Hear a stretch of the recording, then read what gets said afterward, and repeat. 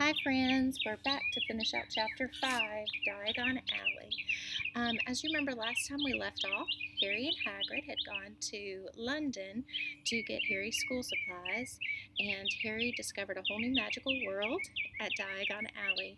He saw all kinds of interesting shops and interesting looking people, and he's there with the intent to get his school supplies, but their first stop had to be to Gringotts, the magical wizarding bank, so that Harry could get some money out in order to purchase all the things he needs. So we just discovered Hagrid visited a certain vault with a very unusual looking package that Dumbledore had asked him to get and bring back to Hogwarts. So we'll see what happens next. Here we go. One wild cart ride later, they stood blinking in the sunlight outside Gringotts. Harry didn't know where to run first now that he had a bag full of money. He didn't have to know how many galleons there were to a pound to know that he was holding more money than he had had in his whole life. More money than even Dudley had ever had. Might as well get your uniform, said Hagrid, nodding toward Madame Malkin's robes for all occasions. Listen, Harry, would you mind if I slipped off for a pick-me-up at the Leaky Cauldron? I hate them Gringotts carts. He did still look a bit sick, so Harry entered Madame Malkin's shop alone, feeling nervous. Madame Malkin was a squat, smiling witch, dressed all in mauve. Hogwarts, dear? She said, when Harry started to speak. Got the lot here. Another young man's being fitted up just now, in fact. In the back of the shop, a boy with a pale, pointed face was standing on a footstool, while a second witch pinned up his long black robes. Madame Malkin stood Harry on a stool next to him, slipped a long robe over his head, and began to pin it to the right length. Hello, said the boy. Hogwarts too? Yes, said Harry. My father's next door buying my books, and Mother's up the street looking at wands, said the boy. He had a bored, drawling voice. Then I'm going to drag them off to look at racing brooms. I don't see why first years can't have their own. I think I'll bully Father into getting me one, and I'll smuggle it in somehow. Harry was strongly reminded of Dudley. Have you got your own broom? The boy went on. No, said Harry. Play Quidditch at all? No, Harry said again, wondering what on earth Quidditch could be. I do. Father says it's a crime if I'm not picked to play for my house, and I must say I agree. Know what house you'll be in yet? No, said Harry, feeling more stupid by the minute. Well, no one really knows until they get there, do they? But I know I'll be in Slytherin. All of our family have been. Imagine being in Hufflepuff. I think I'd leave, wouldn't you? Said Harry, wishing he could say something a bit more interesting. I say, look at that man, the boy said suddenly, nodding toward the front window. Hagrid was standing there grinning at Harry and pointing at 2 large ice creams to show he couldn't come in. That's Hagrid, said Harry, pleased to know something that the boy didn't. He works at Hogwarts. Oh, said the boy, I've heard of him.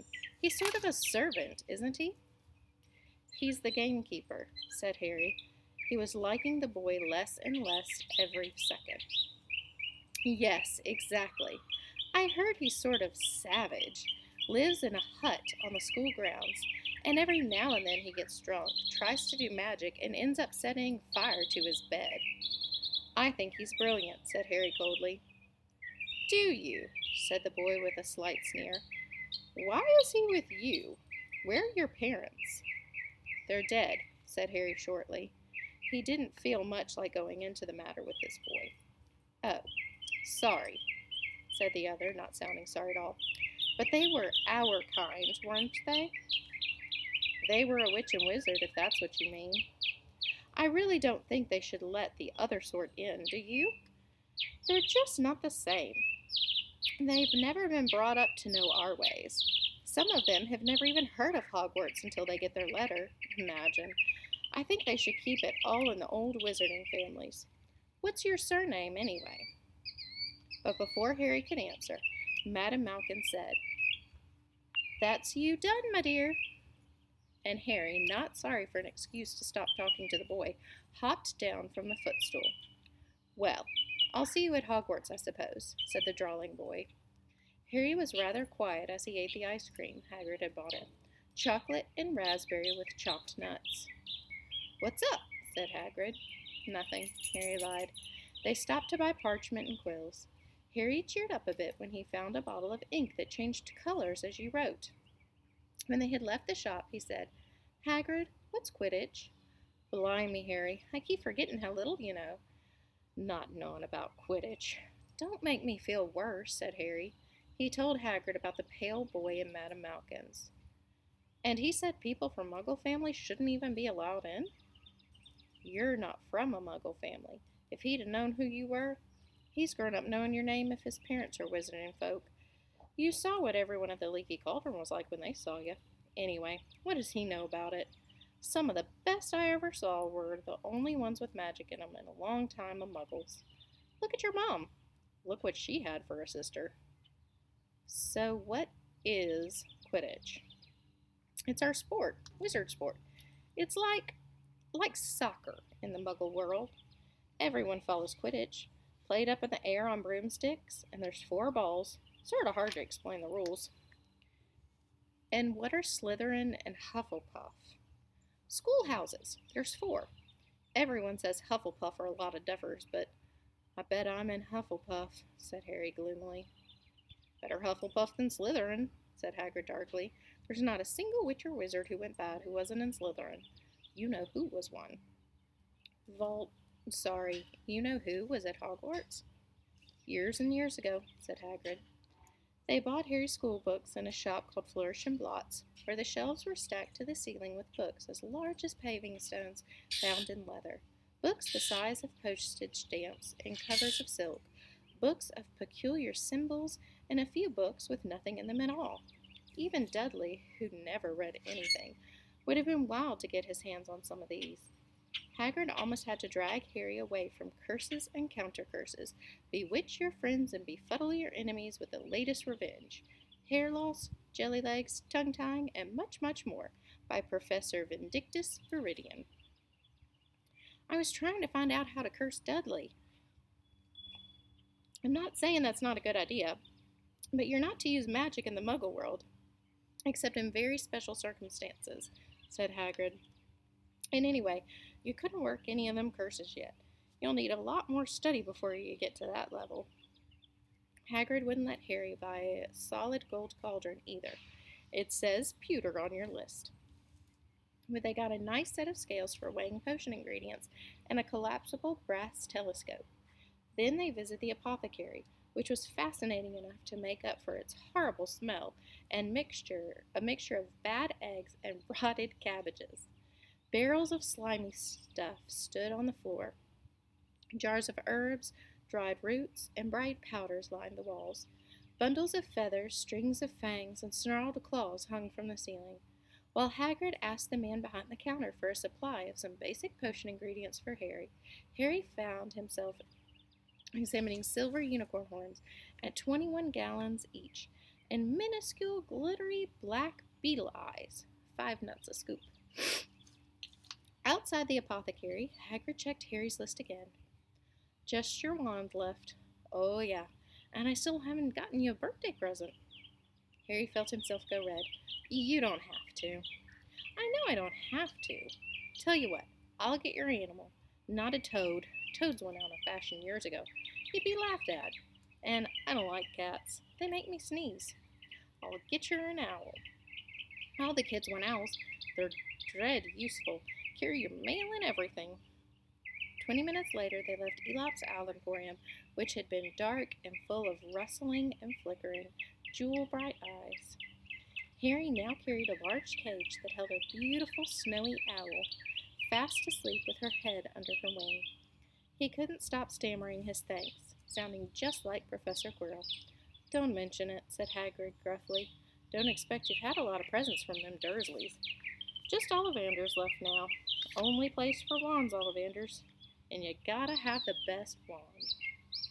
A magic wand. This was what Harry had really been looking forward to. The last shop was narrow and shabby. Peeling gold letters over the door read Ollivander's, maker of fine wands since 382 BC. A single wand lay on a faded purple cushion in the dusty window. A tinkling bell rang somewhere in the depths of the shop as they stepped inside. It was a tiny place, empty except for a single spindly chair that Hagrid sat on to wait. Harry felt strangely, as though he had entered a very strict library. He swallowed a lot of new questions that had just occurred to him, and looked instead at the thousands of narrow boxes piled neatly right up to the ceiling. For some reason, the back of his neck prickled. The very dust and silence in here seemed to tingle with some secret magic. "Good afternoon," said a soft voice. Harry jumped. Hagrid must have jumped too, because there was a loud crunching noise, and he got quickly off the spindly chair. An old man was standing before them, his wide, pale eyes shining like moons through the gloom of the shop. "Hello," said Harry awkwardly. "Ah, yes," said the man. Yes. I thought I'd be seeing you soon, Harry Potter." It wasn't a question. "You have your mother's eyes. It seems only yesterday she was in here herself buying her first wand. 10 1/4 inches long, swishy, made of willow. Nice wand for charm work." Mr. Ollivander moved closer to Harry. Harry wished he would blink. Those silvery eyes were a bit creepy. "Your father, on the other hand, favored a mahogany wand, 11 inches, pliable, a little more power, and excellent for transfiguration." "Well, I say your father favored it. It's really the wand that chooses the wizard, of course." Mr. Ollivander had come so close that he and Harry were almost nose to nose. Harry could see himself reflected in those misty eyes. And that's where Mr. Ollivander touched the lightning scar on Harry's forehead with a long, white finger. "I'm sorry to say I sold the wand that did it," he said softly. 13 1/2 inches. You. Powerful wand, very powerful. And in the wrong hands. Well, if I'd known what that wand was going out into the world to do." He shook his head, and then, to Harry's relief, spotted Hagrid. Rubius Hagrid, how nice to see you again. Oak, 16 inches, rather bendy, wasn't it?" "It was, sir, yes," said Hagrid. "Good wand, that one. But I suppose they snapped it in half when you got expelled," said Mr. Ollivander, suddenly stern. Yes, they did," said Hagrid, shuffling his feet. "I've still got the pieces, though," he added brightly. "But you don't use them," said Mr. Ollivander sharply. "Oh, no, sir," said Hagrid quickly. Harry noticed he gripped his pink umbrella very tightly as he spoke. Said Mr. Ollivander, giving Hagrid a piercing look. "Well now, Mr. Potter, let me see." He pulled a long tape measure with silver markings out of his pocket. "Which is your wand arm?" Well, I'm right-handed," said Harry. "Hold out your arm. That's it." He measured Harry from shoulder to finger, then wrist to elbow, shoulder to floor, knee to armpit, and around his head. As he measured, he said, "Every Ollivander wand has a core of powerful, magical substance, Mr. Potter. We use unicorn hairs, phoenix tail feathers, and the heartstrings of dragons. No two Ollivander wands are the same, just as no two unicorns, dragons, or phoenixes are quite the same. And of course, you will never get such good results with another wizard's wand." Harry suddenly realized that the tape measure, which was measuring between his nostrils, was doing this on its own. Mr. Ollivander was flitting around the shelves, taking down boxes. "That will do," he said, and the tape measure crumbled into a heap on the floor. "Right then, Mr. Potter, try this one, beechwood and dragon heartstring, 9 inches, nice and flexible. Just take it and give it a wave." Harry took the wand and, feeling foolish, waved it around a bit, but Mr. Ollivander snatched it out of his hand almost at once. "Maple and phoenix feather, 7 inches, quite whippy. Try." Harry tried, but he had hardly raised the wand when it, too, was snatched back by Mr. Ollivander. No, here, ebony and unicorn hair, 8 1/2 inches, springy. Go on, try it out." Harry tried and tried. He had no idea what Mr. Ollivander was waiting for. The pile of tried wands was mounting higher and higher on the spindly chair, but the more wands Mr. Ollivander pulled from the shelves, the happier he seemed to become. Tricky customer, huh? Not to worry. We'll find the perfect match here somewhere. I wonder now. Yes, why not? Unusual combination. Holly and phoenix feather. 11 inches. Nice and supple. Harry took the wand. Sorry, had a spider on my shirt. Harry took the wand. He felt a sudden warmth in his finger. He raised the wand above his head, brought it swishing down through the dusty air, and a stream of red and gold sparks shot from the end like a firework, throwing dancing spots of lights onto the wall. Hagrid swooped and clapped, and Mr. Ollivander cried, "Ah, bravo! Yes, indeed. Oh, very good. Well, well, well. How curious. How very curious." He put Harry's wand back into its box and wrapped it in brown paper, still muttering, "Curious, curious." "Sorry," said Harry, "but what's curious?" Mr. Ollivander fixed Harry with his pale stare. "I remember every wand I've ever sold, Mr. Potter. Every single wand. It so happens that the phoenix whose tail feather is in your wand gave another feather, just one other. It's very curious indeed that you should be destined for this wand when its brother gave you that scar." Harry swallowed. "Yes, 13.5 inches. You. Curious indeed how these things happen. The wand chooses the wizard, remember? I think we must expect great things from you, Mr. Potter. After all, he who must not be named did great things. Terrible, yes. Ooh, wasp, sorry. Shoo, out of here. The wasp wants to listen to our story. Yes, 13.5 inches. You. Curious indeed how these things happen. The wand chooses the wizard, remember? I think we must expect great things from you, Mr. Potter. After all, he who must not be named did great things. Little wasp, go away. Go away, sorry. Terrible, yes, but great. Harry shivered. He wasn't sure he liked Mr. Ollivander too much. He paid 7 gold galleons for his wand, and Mr. Ollivander bowed them from the shop.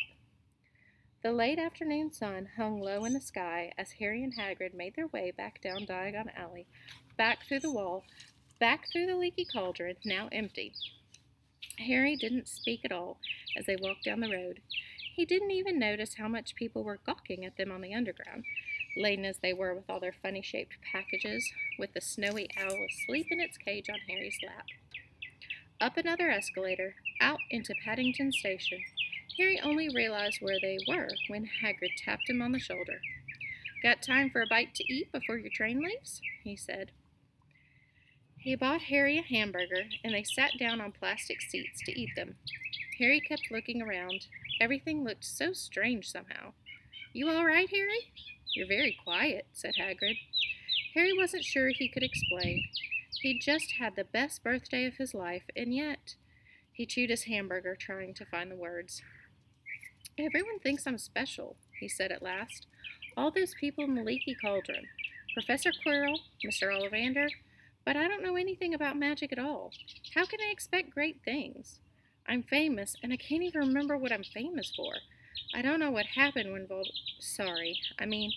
the night my parents died." Hagrid leaned across the table.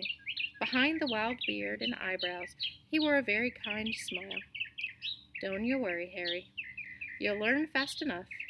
Everyone starts at the beginning at Hogwarts. You'll be just fine. Just be yourself. I know it's hard.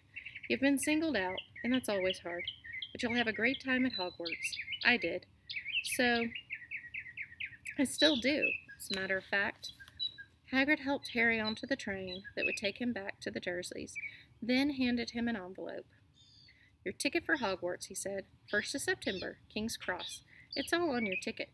Any problems with the Dursleys, and send me a letter with your owl. She'll know where to find me. See you soon, Harry." The train pulled out of the station. Harry wanted to watch Hagrid until he was out of sight. He rose in his seat and pressed his nose against the window, but he blinked, and Hagrid had gone. All right, that's the end of Chapter 5. We'll be back next time with Chapter 6. Chapter 6 is called The Journey from Platform 9 3/4.